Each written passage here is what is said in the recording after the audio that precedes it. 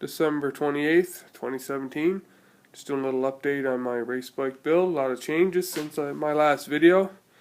Got my clip-ons, clutch and throttle hooked up. We got our timing wheel here that my friend Bruce and I put together to set up the timing properly.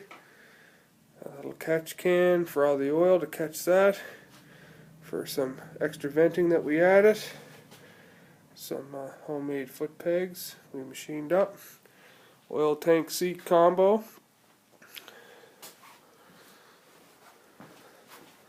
The rear brake pedal that we fabbed up. Just finished the shifter assembly today with the linkage going up to the original shifter.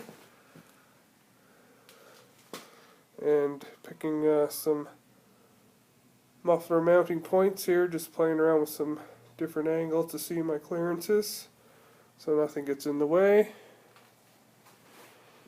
And that's about it for now.